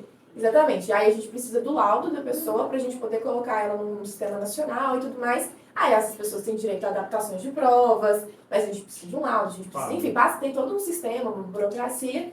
Mas aí realmente porque é direito. Eu acho que, só para finalizar essa questão do NAP, nossa, quando eu fiquei sabendo, né, um tempo atrás, antes de trabalhar aqui, quando eu fiquei sabendo do NAP, sabe aquela sensação assim de alívio, mas não só por mim, mas pensando no outro, sabe? Essa questão de, meu Deus, olha essa assistência que existe, essa inclusão, sabe? Então, assim, e o NAP também faz muitos projetos, sabe? Assim, como a gente já fez a gente tem podcasts aqui também nesse estúdio, né, voltados especialmente para o Posso setor. deixar o link também do canal Tem eventos muito deles. interessantes. A gente faz vários Palestras, eventos, a gente faz palestras no auditório, fora, a gente faz na Liberdade, enfim. Muito grande. Assim, que bom que a gente tem esses projetos tão bacanas, tão interessantes, que nem o NAP, a Clínica Escola, o Entrelaços, que Nossa, trazem essas questões e trazem, que nem ela falou, esse alívio para o estudante, né? Para estar ali acompanhando ele, ajudando ele, apoiando ele. Porque, que nem a gente falou, a gente sabe que às vezes a trajetória ali é muito difícil, né? Às vezes não é pra gente, mas é pro outro. A gente não sabe o que o outro tá passando, então pode estar ali e estar ajudando ele, né? Então, que bom que a gente tem todos esses projetos tão bacanas, tão incríveis aqui dentro da UNA. A UNA preocupa tanto com essa questão, principalmente de acessibilidade, né? Para que possa fazer essa inclusão para todos os estudantes. Sim, no NAP a gente tem intérpretes, né? Então, assim, o Entrelaços também, por exemplo, se precisar, pode conversar com a gente. A gente vai fazer uns eventos. Imagina. A gente tem intérprete de Libras, por exemplo, no meu caso, eu sou intérprete educacional. Já fez pra gente. Já? Já, a Karina. E aí... Então, assim, é realmente uma inclusão, né? Essa palavra não tá aí no nome à toa, né? No nome do setor. Porque o objetivo é ser realmente inclusivo, sabe? É bem bacana, espero que vocês gostem. Então, vão lá, dê uma olhada, dê uma pesquisada. Mesmo às vezes vocês não vão acionar, só para vocês conhecerem do projeto também, que já é muito legal. E aí, para finalizar, gostaria de agradecer muito a participação de vocês aqui hoje. Acho que foi uma conversa muito incrível, muito legal, muito rica. E é isso, pessoal. Muito obrigada. Vou deixar o contato de todo mundo aqui embaixo. E até o próximo vídeo. Tchau, tchau. Tchau, gente.